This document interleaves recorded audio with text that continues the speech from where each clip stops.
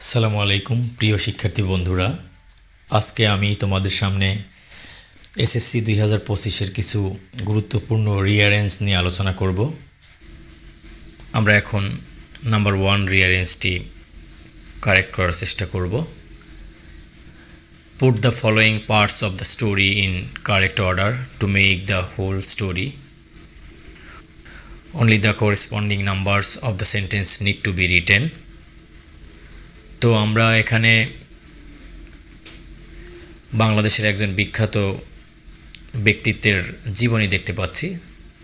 তো শিক্ষার্থী বন্ধুরা, তোমরা অবশ্যই জানো যে কারো জীবনী দিয়ে যদি কোনো রিঅ্যারেঞ্জ হয়ে থাকে তো প্রথমে আমরা তার জন্ম পরিচয়টা জানব।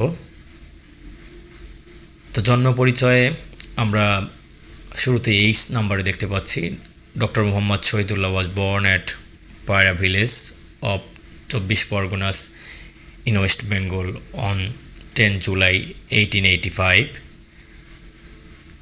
তো ডক্টর মোহাম্মদ শহীদুল্লাহ, যিনি পশ্চিমবঙ্গের পায়রা গ্রামে 1885 সালের 10 জুলাই জন্মগ্রহণ করেন।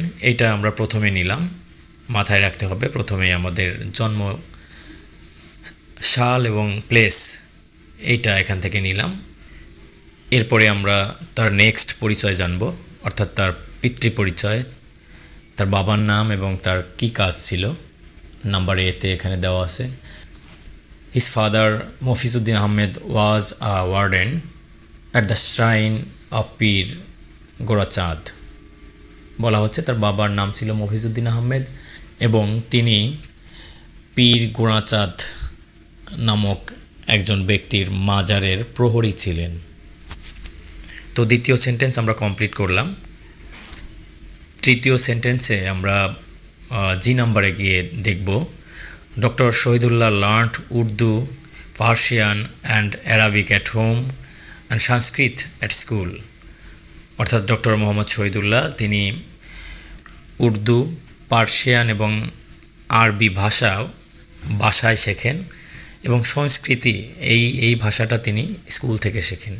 তো আমাদের 3টা পার্ট গেল, প্রথমে তার জন্ম পরিচয়, তারপরে তার বাবার পরিচয় এবং তৃতীয় পার্টে আমরা জানলাম তার যোগ্যতা। চতুর্থ সেন্টেন্সে আমরা জানব তার শিক্ষাগত যোগ্যতার শুরু। এখানে আমরা চতুর্থ সেন্টেন্সে দেখতে পাচ্ছি বি নাম্বারে দেওয়া আছে, he passed the entrance examination in 1904। তিনি 1904 সালে এন্ট্রান্স পাশ করেন। এরপরে জানব ডক্টর মোহাম্মদ শহীদুল্লাহর উচ্চশিক্ষা সম্পর্কে, যেখানে সি নম্বরে দেওয়া আছে, he obtained his BA degree in 1910, MA in 1912 and BL in 1914। অর্থাৎ তিনি তার জীবনের বিএ ডিগ্রি, এমএ ডিগ্রি এবং বিএল ডিগ্রি তারপরে অর্জন করেন। তার শিক্ষা জীবন শেষে তার কর্মজীবন সম্পর্কে আমরা এখন জানব ধারাবাহিকভাবে। তো নাম্বার ইতে দেওয়া আছে, he joined the university of Dhaka in 1921 as a professor of Sanskrit and Bengali. তিনি তার পড়া শেষে ঢাকা ইউনিভার্সিটিতে প্রফেসর হিসাবে তিনি জয়েন করেন 1921 সালে। এরপর নাম্বার ডিতে আমরা জানব তিনি তার কর্মজীবনে যে পুরস্কার পেয়েছিলেন। He was awarded the doctorate degree from Southern University, Paris in 1928. তিনি 1928 সালে প্যারিসের সাউদার্ন ইউনিভার্সিটি থেকে ডক্টরেট ডিগ্রি অর্জন করেন। এরপরে তার কৃতিত্ব এবং মৃত্যুর মধ্যে দিয়ে আমাদের এই রিঅ্যারেঞ্জটি শেষ হবে, যেখানে আমরা দেখতে পাচ্ছি F number, he who was first well arranged history of Bengali literature died in Dhaka on 13 July 1969। তিনি প্রথম ব্যক্তি ছিলেন যিনি বাংলা সাহিত্যের ইতিহাসকে সুন্দরভাবে উপস্থাপন করেছিলেন এবং 1969 সালের 13 জুলাই এই মহান ব্যক্তি ঢাকায় মৃত্যুবরণ করেন। দ্বিতীয় রিঅ্যারেঞ্জের বিষয়বস্তু হল ব্রিটেনের কুইন ভিক্টোরিয়া তার লাইফের একটা ছোট্ট ঘটনাকে নিয়ে এখানে রিয়ারেঞ্জ তৈরি করা হয়েছে। তো শিক্ষার্থী বন্ধুরা, চলো আমরা জেনে আসি সেই ঘটনাটা। শুরুতেই ডি নাম্বারে যেটা দেওয়া আছে, queen Victoria was taught economical habits when she was a girl. অর্থাৎ কুইন ভিক্টোরিয়া যখন অল্প বয়স্ক তখন থেকেই তাকে মিতব্যয়িতার শিক্ষা দেওয়া হয়েছিল। এটা হলো রিয়ারেঞ্জের প্রথম। দেন আমরা জানব নাম্বার 8 থেকে, she had a set allowance for pocket money. অর্থাৎ তাকে একটা নির্ধারিত পরিমাণ টাকা দেওয়া হতো তার হাত খরচের জন্য। প্রথমে আমরা জানলাম তার ইকোনমিক্যাল হ্যাবিটসের কথা, দেন আমরা জানলাম তার পকেট মানি হিসেবে যে নির্দিষ্ট পরিমাণ টাকা দেওয়া হতো সেটা। এরপরে নাম্বার 3তে আসবে হলো E number, she was not permitted to exit it. অর্থাৎ তাকে যে নির্ধারিত পরিমাণ টাকা দেওয়া হতো এর বেশি তিনি খরচ করতে পারতেন না, বা তাকে এর বেশি খরচ করার পারমিশন দেওয়া হতো না। বন্ধুরা দেখো, এখানে কিন্তু গল্পগুলো সুন্দরভাবে সাজানো আছে এবং এটা কিন্তু মনে রাখার জন্য অন্যতম একটা বড় ক্লু হিসেবে কাজ করবে। এরপরে চতুর্থ নাম্বারে আসবে number C, she had exhausted all her pocket money once in buying some gifts. অর্থাৎ কোনো একদিন সে কিছু গিফট কিনতে গিয়ে তার সমস্ত টাকা সে শেষ করে ফেলে। এরপরে নাম্বার জি যেখানে দেওয়া আছে, suddenly she remembered she should buy a gift for another cousin.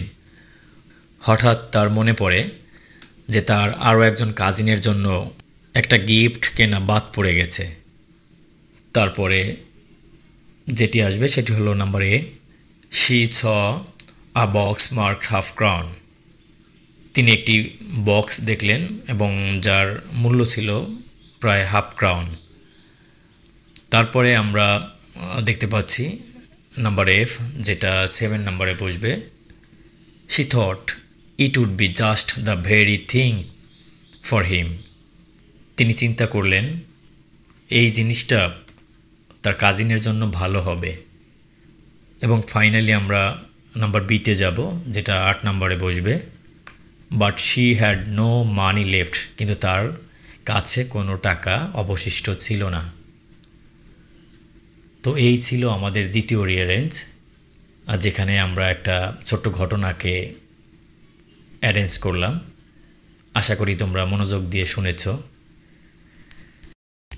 শিক্ষার্থী বন্ধুরা, এবার আমরা 3 নাম্বার রিয়ারেঞ্জ নিয়ে কথা বলবো।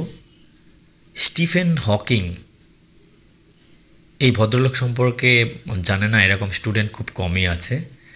তার লাইফের কিছু অংশ নিয়ে আমাদের এই 3 নাম্বার রিয়ারেঞ্জ, যেটা এসএসসির জন্য খুবই ইম্পর্ট্যান্ট। প্রথমেই number G, Stephen Hawking was born to an educated family.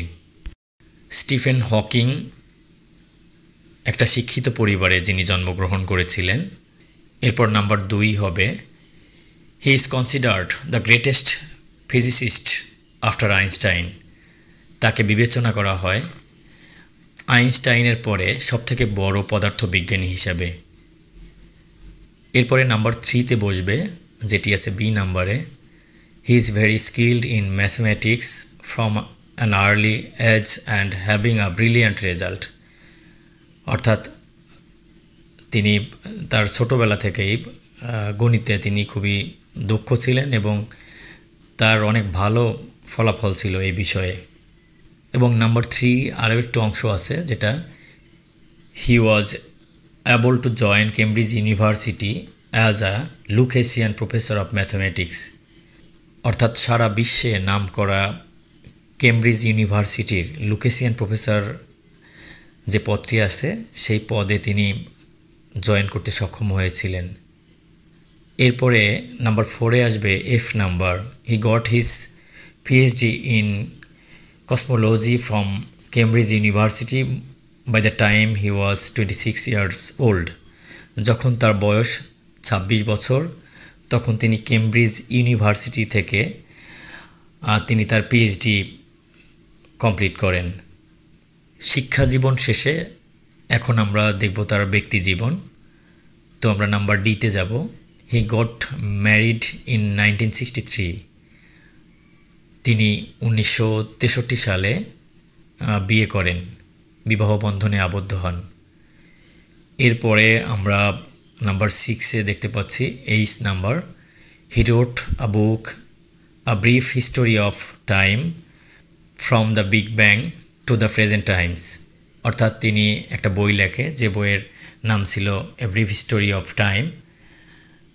এই বিষয়টা তিনি লেখেন বিগ ব্যাং তত্ত্বের উপর ভিত্তি করে। তিনি বর্তমান সময়ের জন্য এই বইটি লেখেন। এরপরে আমরা 7 নম্বরে দেখব হলো number C. In it he explains cosmology for the general public. এই বইতে তিনি কসমোলজি অর্থাৎ সৃষ্টিতত্ত্ব এই বিষয়টা সাধারণ মানুষের জন্য সম্পূর্ণরূপে ব্যাখ্যা করে দেন।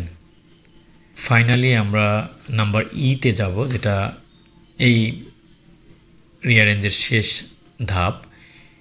ইট became famous and established his reputation as a great scientist. অর্থাৎ তিনি আ ব্রিফ হিস্টোরি অফ টাইম এই বইটি লেখার পরে সারা বিশ্বব্যাপী বিখ্যাত হয়ে যান এবং নিজের মর্যাদাকে তিনি সুপ্রতিষ্ঠিত করেন সারা পৃথিবীব্যাপী একজন বিখ্যাত বিজ্ঞানী হিসাবে। তো এরই মাধ্যমে 3 নম্বর রিয়ারেঞ্জের যে বিষয় সেটি শেষ হয়ে যায়। শিক্ষার্থী বন্ধুরা, এখন আমরা চতুর্থ রিয়ারেঞ্জটি পড়ব। আর এর বিষয়বস্তু হলো নোবেল প্রাইজ। আর নোবেল প্রাইজ সম্পর্কে নিশ্চয়ই তোমরা সবাই জানো। তো প্যাসেজের শুরুতেই প্রথমেই যেটি আসবে number F. The Nobel prize is the world's most prestigious prize. বলা হচ্ছে নোবেল প্রাইজ হলো সারা বিশ্বের সবথেকে মর্যাদাপূর্ণ পুরস্কার। এরপরে নাম্বার বি, 2 নম্বরে যেটি বসবে, this prize is given to persons with most outstanding contribution in 6 fields. অর্থাৎ 6টা ক্ষেত্রে অসামান্য অবদানের জন্য ওই সমস্ত ব্যক্তিদেরকে এই প্রাইজ দেওয়া হয়ে থাকে। এটা গেল নাম্বার 2-এ। নাম্বার 3-এ আসবে হলো number E. This prize was instituted by a man who was the inventor of science of destruction. এই পুরস্কার যিনি প্রচলন করেছিলেন তিনি হলেন the inventor of science of distraction, অর্থাৎ ডিনামাইটের আবিষ্কারক, ধ্বংসবিজ্ঞানের আবিষ্কারক আলফ্রেড নোবেল এই পুরস্কারের প্রচলন করেন। এখন নাম্বার 4-এ আসবে এ নাম্বার, যেখানে আলফ্রেড নোবেলের নাম উল্লেখ করা হয়েছে। This scientist was Alfred Bernhard Nobel. এই বিজ্ঞানী হলো আলফ্রেড বার্নার্ড নোবেল। এরপরে আমরা নাম্বার 5-এ নিয়ে আসব জি নাম্বার। তার পরিচয় Alfred Nobel. He was born in Stockholm on 21 October 1833 and died on 10th December 1896। অর্থাৎ আলফ্রেড নোবেল সুইডেনের স্টকহোমে তিনি জন্মগ্রহণ করেন 1833 সালে এবং 1896 সালে তিনি মৃত্যুবরণ করেন। এরপরে আমাদের নাম্বার সি, যেটি 5 নম্বরে যাবে। দো হি ওয়াজ আ সিটিজেন অফ সুইডেন। যদিও তিনি একজন সুইডিশ নাগরিক ছিলেন। হি ওয়াজ এডুকেটেড ইন রাশিয়া। অর্থাৎ তার শিক্ষা জীবন কেটেছে হলো রাশিয়াতে। এর পরের ধাপে যেটি হবে সেটি হলো number 8। He invented dynamite which is widely used for breaking rocks, digging petrol wells and in war. তিনি ডিনামাইট আবিষ্কার করেছিলেন, যেটা সারা বিশ্বব্যাপী শক্ত শিলা ভাঙায়, পেট্রোল কূপ খনন এবং যুদ্ধক্ষেত্রে ব্যবহার করা হতো। এরপরে ফাইনালি যেটা আসবে সেটা হলো নাম্বার ডি, যেখানে বলা হচ্ছে ফর দিস ডিসকভারি, এই আবিষ্কারের ফলে he not only became famous all over the world but also earned a huge amount of money by selling it. এই ডায়নামাইট আবিষ্কারের ফলে সারা বিশ্বব্যাপী শুধুমাত্র তিনি বিখ্যাতই হননি, বরং তিনি প্রচুর টাকা ইনকাম করেছিলেন। তো এই পর্যন্ত এই রিয়ারেঞ্জ। আমরা জানি যদিও একটা রিয়ারেঞ্জে আগে ছিল 10টা বাক্য, এখন যেহেতু 10টার কাছে 8টা হয়ে গেছে, এজন্য প্রায় রিয়ারেঞ্জগুলো আগের ধাঁচে, অর্থাৎ 10টা থেকে লাস্ট 2টা সেন্টেন্স বাদ দেওয়া হয়েছে, তাই ম্যাক্সিমাম রিয়ারেঞ্জগুলো হলো ইনকমপ্লিট থেকে গেছে। সেই হিসাবে এই সেন্টেন্সই ছিল এই রিয়ারেঞ্জের শেষ। নাম্বার 5-এ যে রিয়ারেঞ্জটি দেওয়া আছে, বিখ্যাত গ্রিক দার্শনিক সক্রেটিসের জীবনের একটা অংশ নিয়ে এখানে আলোচনা করা হয়েছে। প্রথমেই এখানে আছে number 3, Socrates met his friends and disciples for the last time. Socrates তার বন্ধু এবং শিষ্যদের সাথে শেষবারের মতো দেখা করে নিলেন। এরপরে 2 নম্বরে আসবে he talked to them about the immortality of soul. তিনি তাদের সাথে আত্মার অমরত্ব বিষয় নিয়ে কথা বললেন। এরপরে আসবে number G, he told them that the soul of a man can not die. তিনি তাদের বলেছিলেন বা তিনি তাদের বললেন একজন মানুষের আত্মা কখনো মরে না। এরপরে number F, at last the moment of departure came. অবশেষে তার প্রস্থানের সময় এসে গেল। অর্থাৎ এখানে সক্রেটিসকে যারা মৃত্যুদণ্ড দিয়েছিলেন, সেই মৃত্যুদণ্ড কার্যকর করার আগে তিনি তার বন্ধু এবং শিষ্যদের সাথে লাস্ট যে কনভারসেশন করেছিলেন, সেই বিষয়টা এখানে উত্থাপিত হয়েছে। এরপরে নাম্বার 5, যেটি H number, his friends could not bear the sight. তার বন্ধুরা এই দৃশ্য সহ্য করতে পারছিলেন না। Number B, they started crying loudly like children. তারা বাচ্চাদের মতো জোরে জোরে কান্না করতে লাগলো। এরপরে ই নাম্বার আসবে, he asked them to let him die in peace. তিনি তাদেরকে জিজ্ঞেস করলেন তাকে যেন তারা শান্তিতে মরতে দেয়। Finally A number, with eyes full of tears they bade farewell to Socrates. চোখ ভরা জল নিয়ে তারা সক্রেটিসকে শেষ বিদায় জানালো। শিক্ষার্থী বন্ধুরা, এবার আমরা 6 নম্বর রিয়ারেঞ্জটি পড়ব। প্রথমেই আমরা এইচ নাম্বার পড়ে নেব। Once upon a time two women quarrelled over a child. একদা দুজন মহিলা একটা বাচ্চাকে নিয়ে ঝগড়া করছিলেন।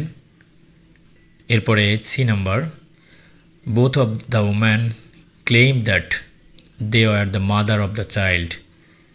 উভয় মহিলাই দাবি করছিলেন তারা এই বাচ্চাটির মা। এরপরে number G, so they went to the king for justice.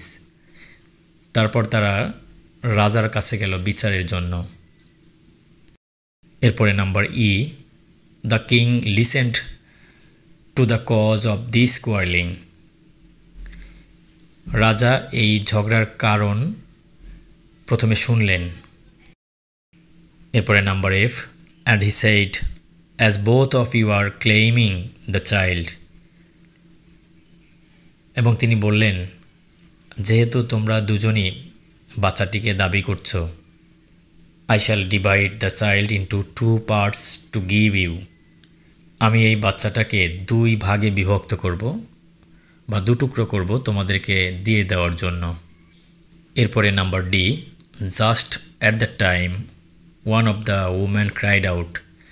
ঠিক ওই সময়ে দুজন মহিলার মধ্যে একজন মহিলা চিৎকার করে উঠলেন।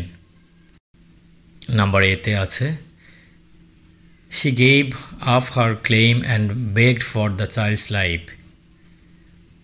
তিনি তার দাবি তুলে নিলেন এবং বাচ্চার জীবন বাঁচানোর জন্য রাজাকে অনুরোধ করলেন। ফাইনালি বি নাম্বারে যেটা আছে, then the king could realize the real mother and handed over the child to her. এই কথা শোনার পর রাজা বুঝতে পারলেন কে আসল মা। তারপরে তিনি তার হাতে বাচ্চাটিকে তুলে দিলেন। নাম্বার 7-এ আলফ্রেড নোবেলকে নিয়ে আরও একটি প্যাসেজ আমরা দেখতে পাচ্ছি। তো বন্ধুরা চলো আমরা পড়ার চেষ্টা করি। প্রথমে D number, doctor Alfred Nobel was born on 21 October 1833 at Stockholm, Sweden. Doctor Alfred Nobel, যিনি 1833 সালের 21শে অক্টোবর সুইডেনের স্টকহোমে জন্মগ্রহণ করেন। এরপরে number C, he was an engineer. তিনি পেশায় একজন প্রকৌশলী ছিলেন।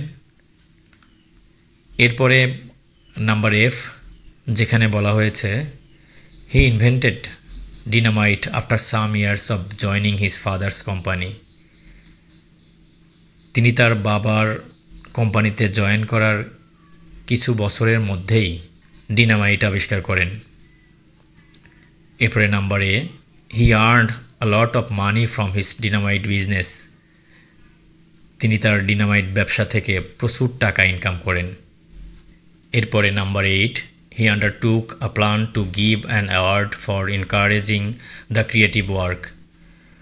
অর্থাৎ সৃষ্টিশীল বা সৃজনশীল কাজে উৎসাহ প্রদানের জন্য তিনি একটা পুরস্কার প্রচলন করার সিদ্ধান্ত গ্রহণ করেন।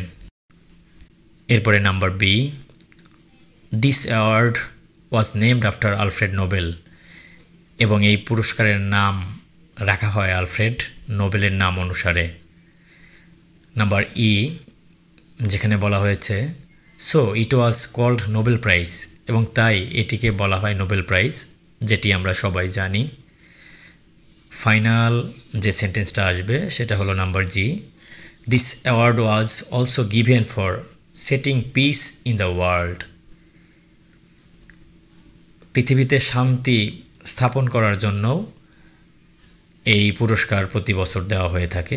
আমরা জানি যে শান্তিতে বাংলাদেশের একজন বিখ্যাত ব্যক্তিত্ব ডক্টর মোহাম্মদ ইউনূস, তিনি কিন্তু শান্তিতে নোবেল প্রাইজ অর্জন করেছেন। আমরা এখন 8 নম্বর রিয়ারেঞ্জ নিয়ে কথা বলবো। এখানে একটি প্রচলিত গল্প তুলে ধরা হয়েছে। শুরুতেই number 8, a man living in a village wanted to learn English and so he went to a teacher. গ্রামে বাস করা একজন লোক ইংরেজি শিখতে চাইলেন, যে কারণে তিনি একজন শিক্ষকের শরণাপন্ন হলেন।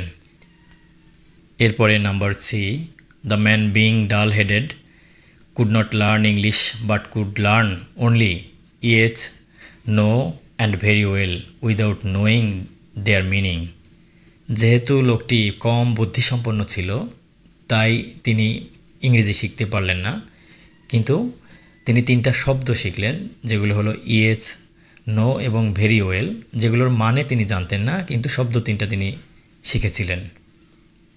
তারপরে তিনি যেটি করলেন number E, he came back to his village, তিনি তার গ্রামে ফিরে আসলেন। And when ever anybody asked him any question or discussed a thing with him, he would say either yes, no or very well.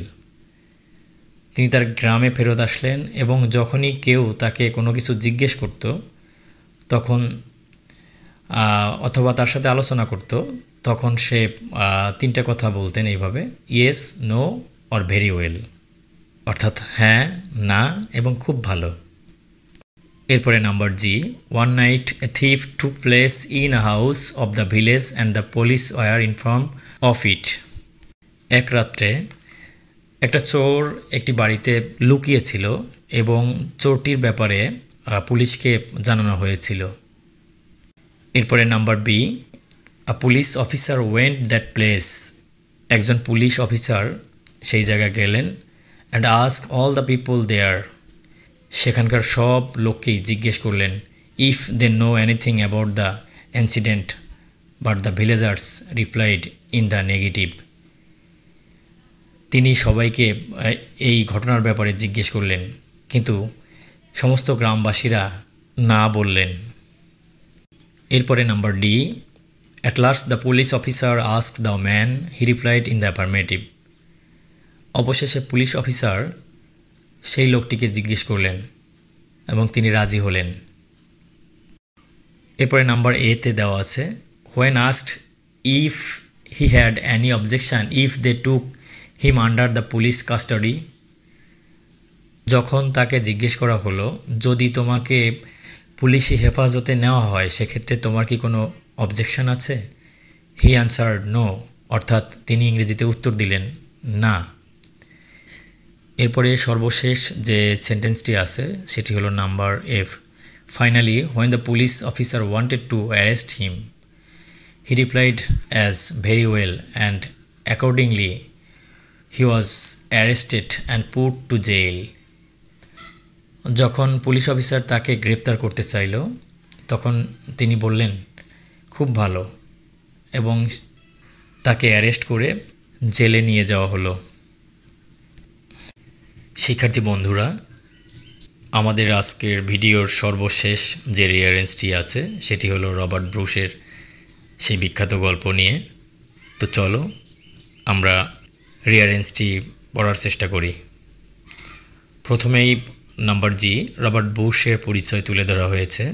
Robert Bruce was a famous king of Scotland. Robert Bruce ছিলেন স্কটল্যান্ডের একজন বিখ্যাত রাজা। তারপরে number ই,